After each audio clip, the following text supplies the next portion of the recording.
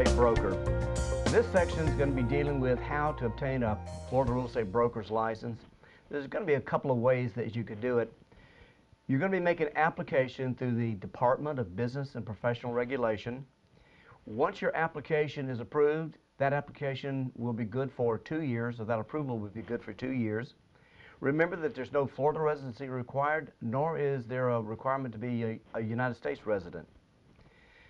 The primary way that people get a broker license in the state of Florida is simply by operating as a sales associate for at least 24 months out of the past 5 years. Now, those 24 months do not have to be contiguous. Also, let me say that we'll talk about it later, that if you have worked for an unlicensed employer, that time will not count. Also, there's going to be 45 hours of post-license for a sales associate that typically has to be obtained if you have a Florida real estate license. The individuals that will be exempt from the course itself would be college graduates with a 4-year degree in real estate, and also individuals that are applying as mutual recognition. And with that, let me explain what mutual recognition is. The state of Florida has contracted with a number of states where we will accept the license requirements here. Currently, the way it operates is that in order to get your license through mutual recognition, you'll need to take a 40-question examination on Florida law, pass it with a score of at least 75%. Now, the catch to this is that if you've already become a resident of the state of Florida, you no longer qualify for mutual recognition. Post-license education for brokers. Once you have completed your pre-license and obtained your real estate license as a broker, within your initial issue, there's going to be 60 hours of post-license education that you're going to have to get.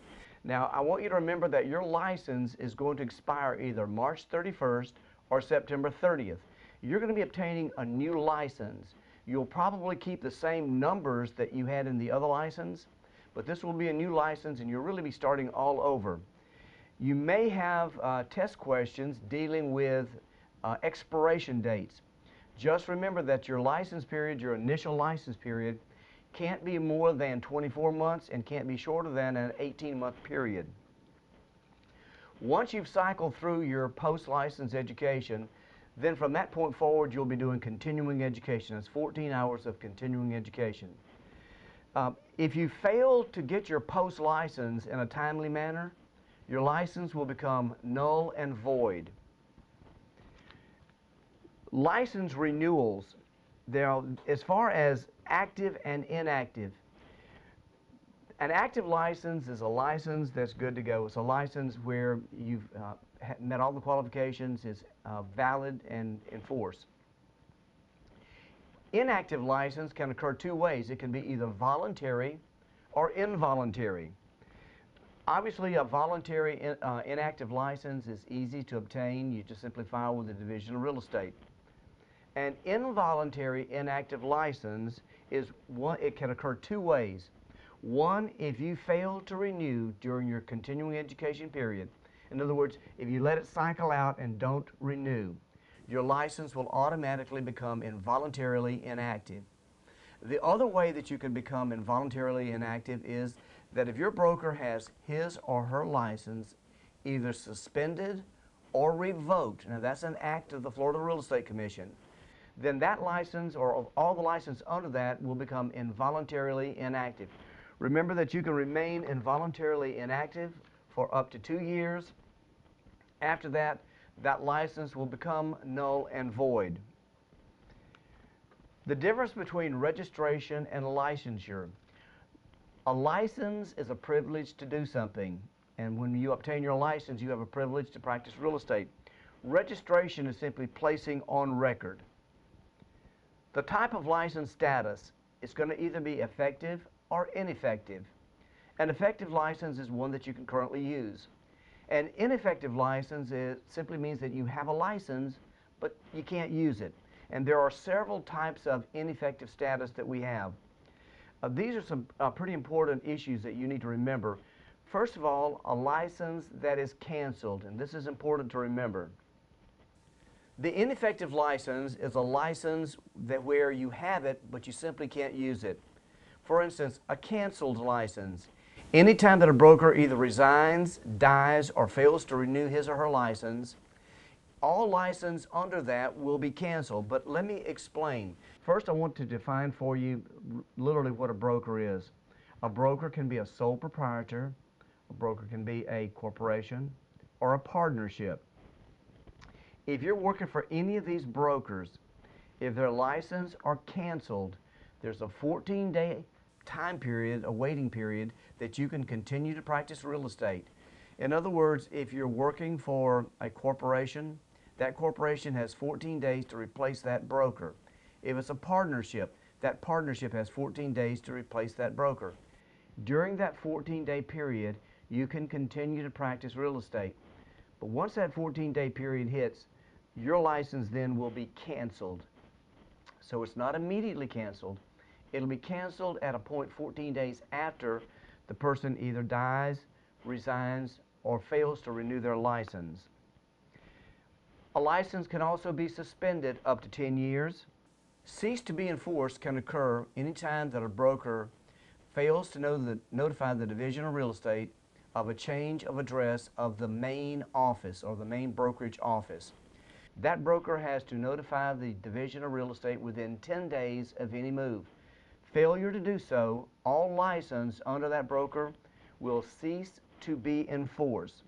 And we've already talked about the involuntarily inactive status. Remember, if you fail to renew your license during the continuing education portion, or if your broker has their license either suspended or revoked, all the license under it will become involuntarily inactive. Now, a license that becomes void, and there's two ways that can happen. Revocation is an act of the Florida Real Estate Commission, or your license can simply expire. A multiple license can only be held by brokers. I'm a broker, and I'm the broker of record for more than one real estate company. Sales associates and broker associates cannot have multiple licenses. They can, however, have a group license, but this can only occur when a sales associate or a broker associate is working for an unlicensed owner-employer. And that unlicensed owner-employer has maybe more than one project. As long as you can show the same unlicensed employer operates both facilities or other facilities, you can obtain a group license. The services required of real estate, anytime that you're buying, advertising, renting, selling, auctioning, leasing, exchanging, those are considered the services of real estate. And let me also say that appraising by statute is still a service of real estate, but we have to be careful about appraising because typically it's going to take someone who is state certified to be an appraiser and to do state certified appraisals. Anytime that you perform any service of real estate in the state of Florida for somebody else and for compensation or the mere expectation of being compensated, you have to hold a Florida real estate license. There are some exemptions to the licensing law.